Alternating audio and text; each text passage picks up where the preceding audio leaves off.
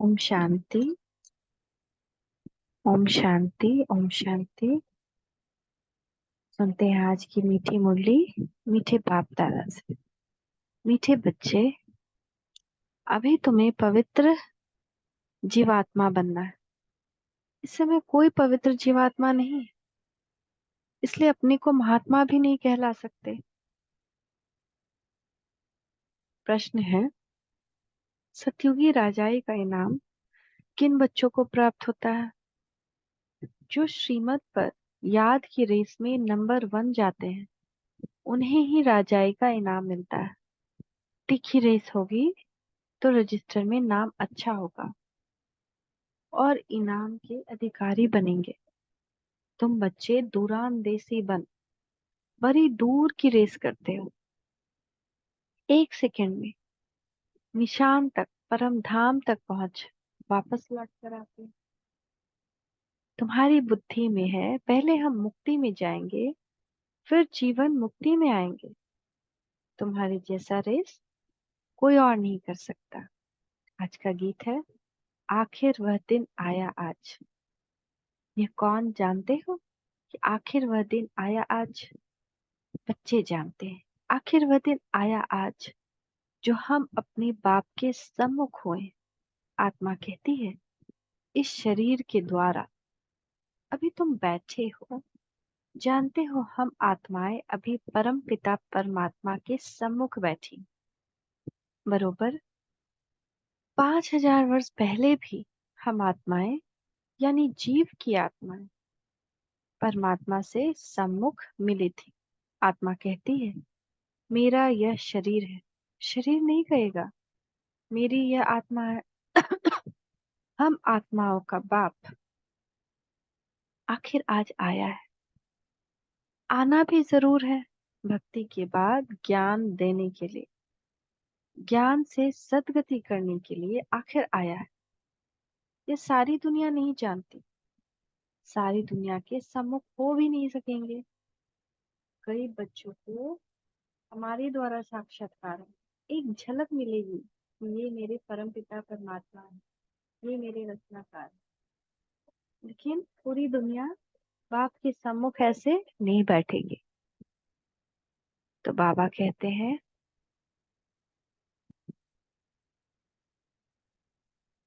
तुम बच्चों को भी नंबरवार पुरुषार्थ अनुसार निश्चय है। पहले तो आत्मा निश्चय करते हैं, फिर निश्चय करते हैं हमारा बाप फिर से आया। तुम समझते होंगे ऐसे सब निश्चय करते, परंतु ऐसे भी नहीं है। यह ऐसा विचित्र है जो घड़ी घड़ी भूल जाता है। हम आत्मा है, परम पिता परमात्मा के सम्मुख है, यह भूल जाते हैं कि हम आत्मा है। घड़ी घड़ी याद करना पड़ता है। यह तो दुनिया भी जानती है कि पतित जीव आत्मा को पावन बनाने परम पिता परमात्मा आते हैं। जीव आत्माएं आत्माओं को पवित्र बनाने नहीं आते। सभी जीव आत्मा यानी बॉडी के अंदर आत्मा को जीव आत्मा, ये जीव उसके अंदर आत्मा, तो जीव आत्मा सिर्फ आत्मा को पावन बनाने नहीं आते, भटकती आत्मा को पावन बनाने नहीं आते, जीव आत्मा को पावन बनाने आते हैं।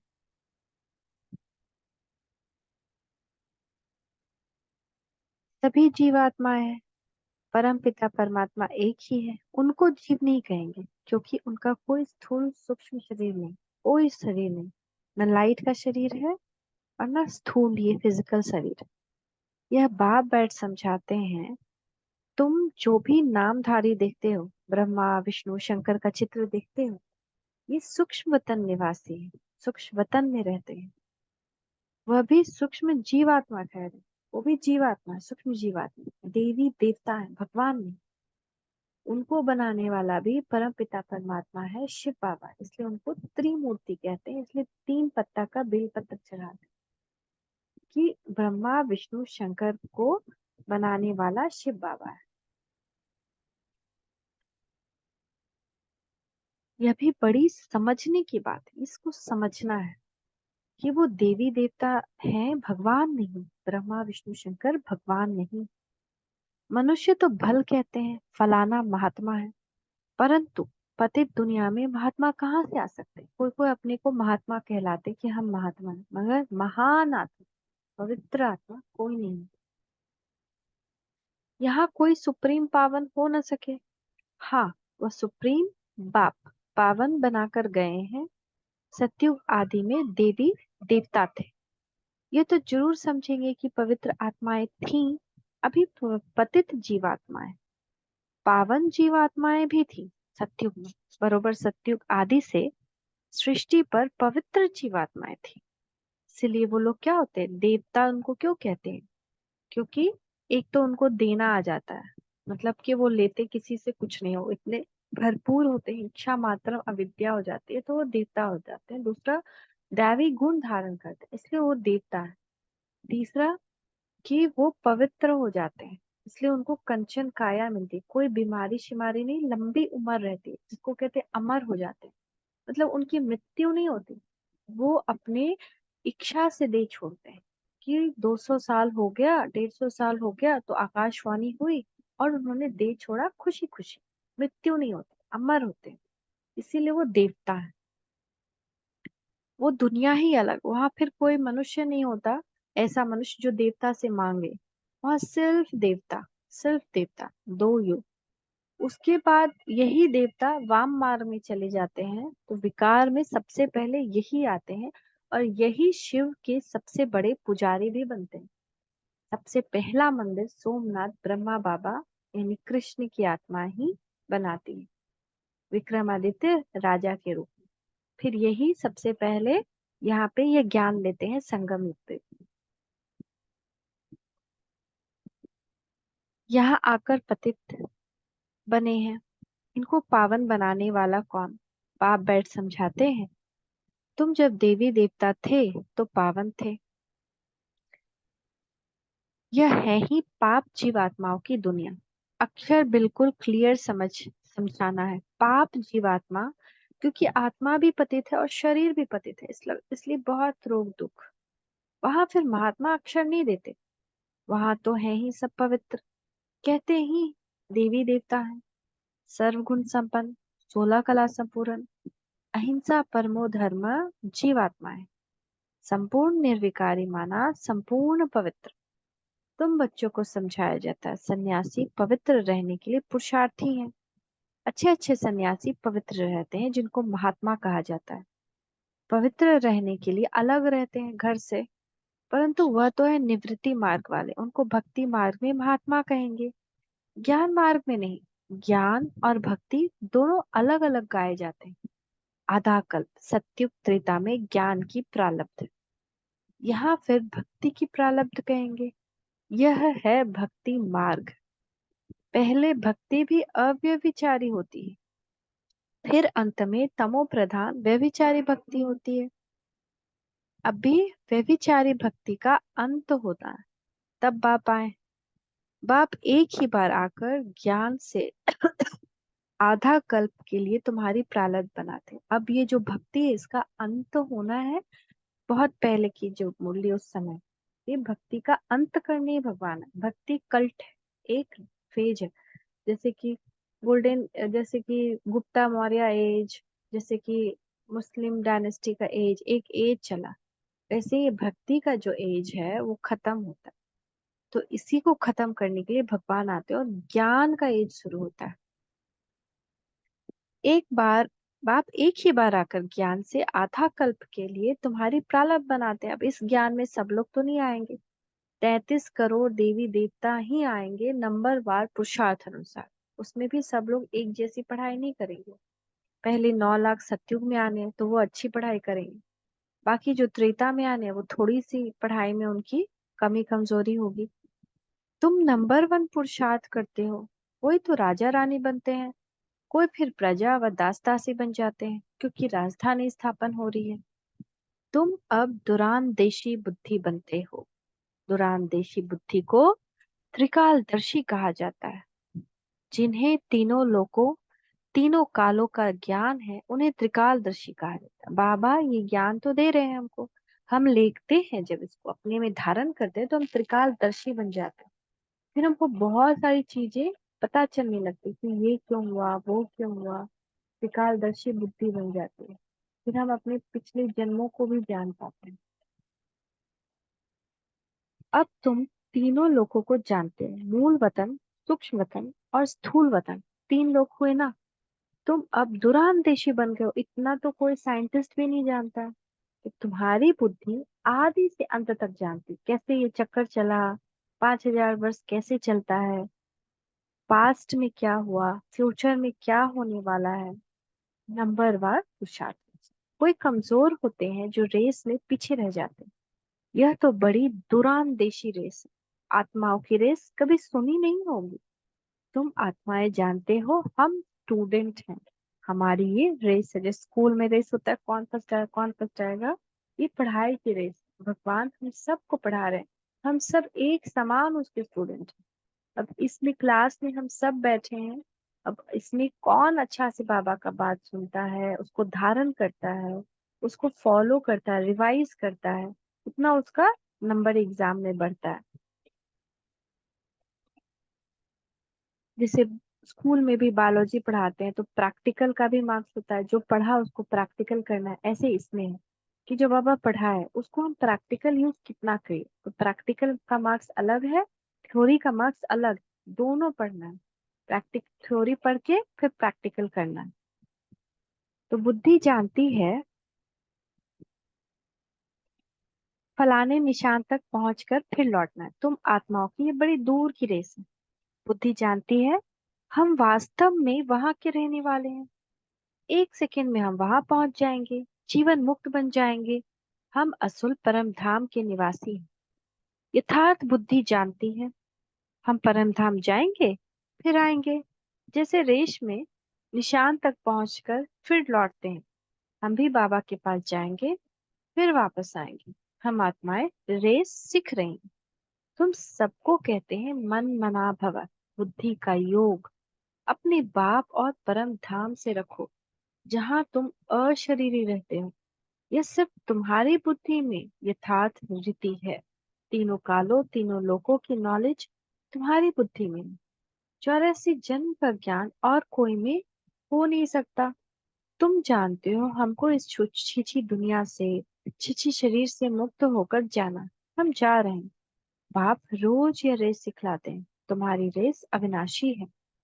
बाप को जितना जास्ती याद करेंगे उतना तुम्हारा रजिस्टर में नाम अच्छा रहे। बाबा के पास सबका रजिस्टर है, सबका रिकॉर्ड है बाबा के पास। तो जितना हम उनको याद करेंगे उनके रिकॉर्ड में, भगवान के रिकॉर्ड में हमारा रजिस्टर अच्छा रहे। कहेंगे इनकी बुद्धि की यात्रा तो बहुत तिखी है, याद से ही विकर्म विनाश होंगे। जितना जितना हम याद में रहेंगे, उनसे जुड़े रहेंगे, विकर्म विनाश होते रहेंगे। याद नहीं करते तो विकर्म विनाश न होने के कारण पिछाड़ी में रह जाते हैं। प्रजा व दास दासी बनना यह कोई प्राइज नहीं है। नर से नारायण, नारी से लक्ष्मी बना, इसको इनाम कहा जाता है। बाप राजाई का इनाम देते हैं अगर उनकी मत पर चल दौड़ी लगाई। कोई तो 2 कदम भी दौड़ी नहीं लगाते। अगर प्रजा वाले होंगे तो बिल्कुल कर्म दर्जा पा लेंगे, बिल्कुल कम दर्जा पा लेंगे। यहाँ रहने वाले भी होंगे तो बहुत राजाई में कम पद पाएंगे। तुम्हारी कितनी विशाल बुद्धि हुई है। अब बेंगलोर मद्रास के बच्चे बैठे हैं, उन्हों को फिर मद्रासी भाषा में कोई बैठ समझाए।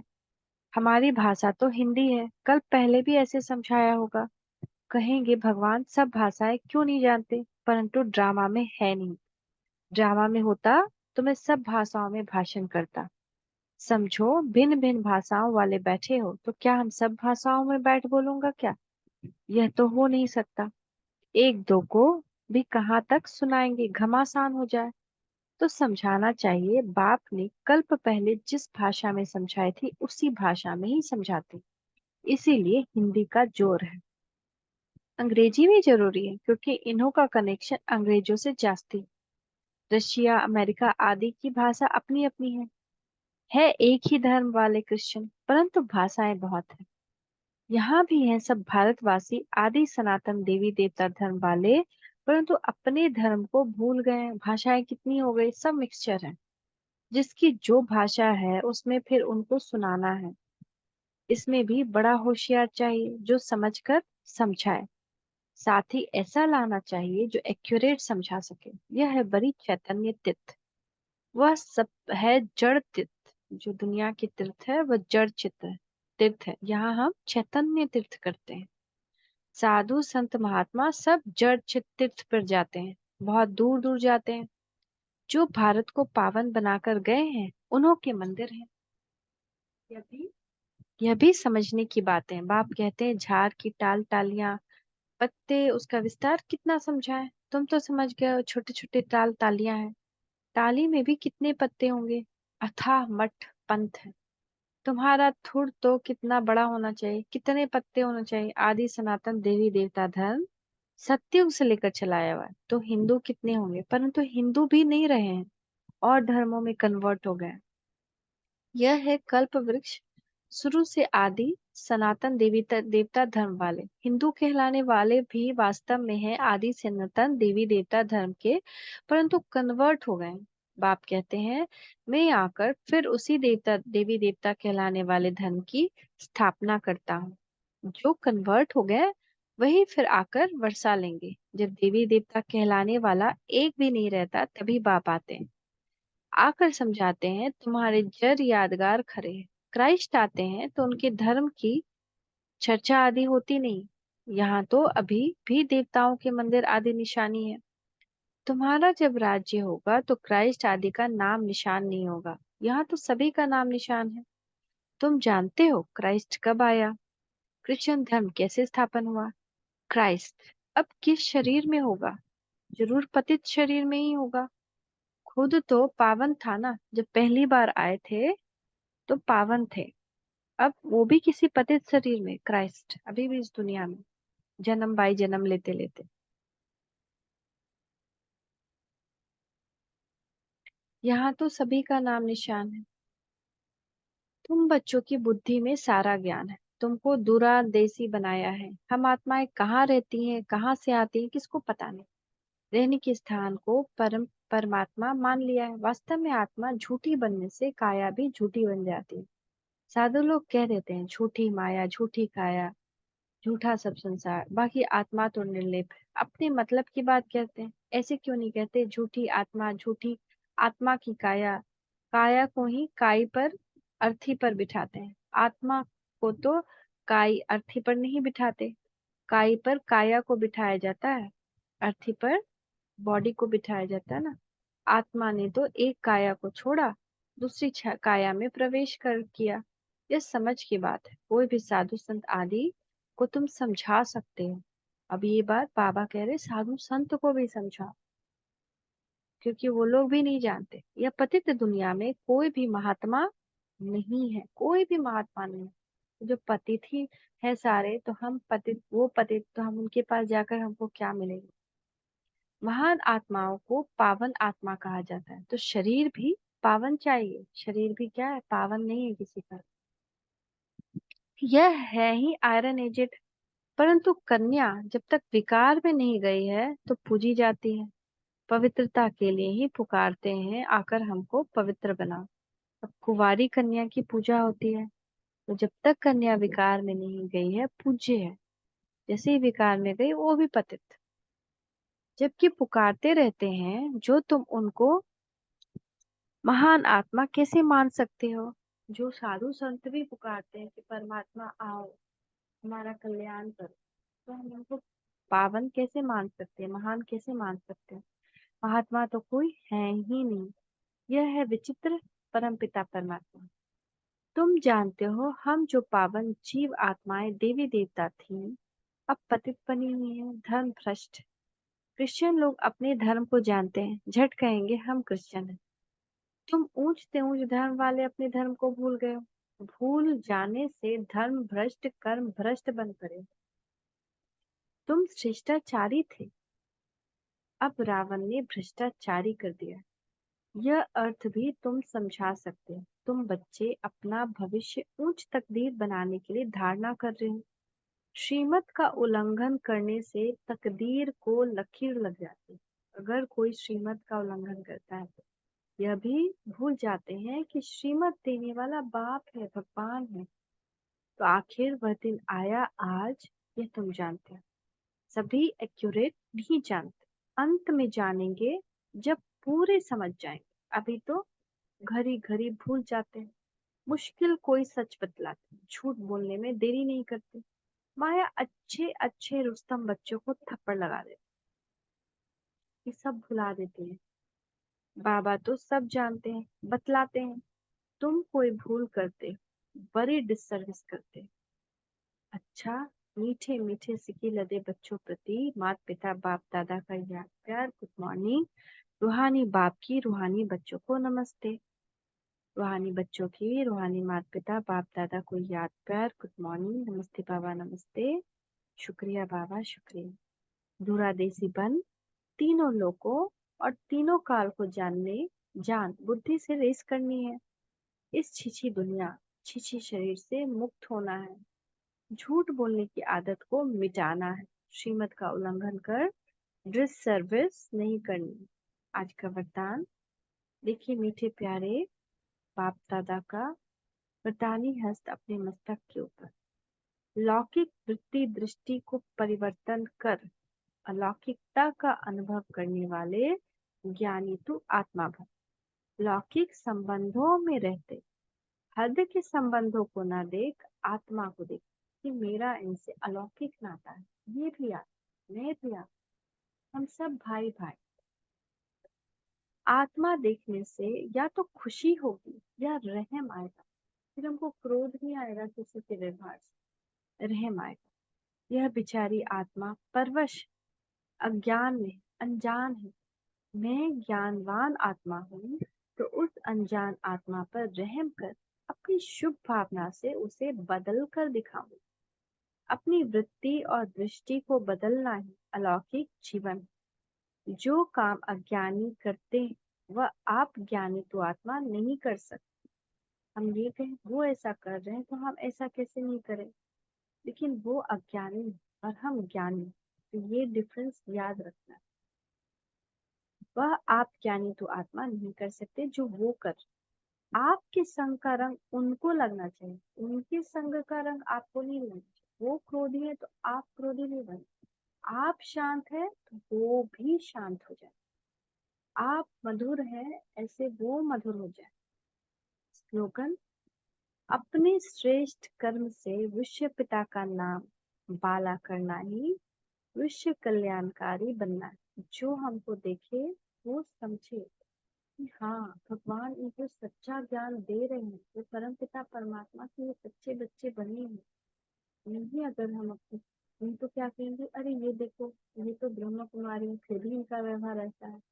तो जब हम ऐसा करते हैं तो पाप लगता है, डिस्टर्ब बोझ पड़ता है। ओम शांति, ओम शांति, ओम शांति।